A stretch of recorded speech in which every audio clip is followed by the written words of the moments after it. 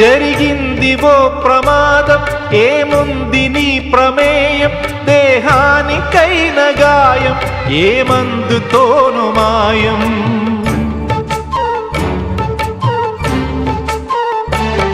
విలువైన నిండు ప్రాణం మిగిలుండటం ప్రధానం, అది నిలిచినంత కాలం సాగాలి నీ ప్రయాణం.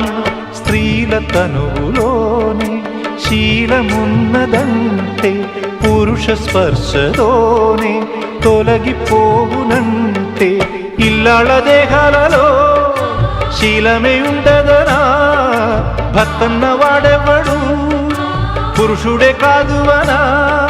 శీలం అంటే గుణం అని అర్థం.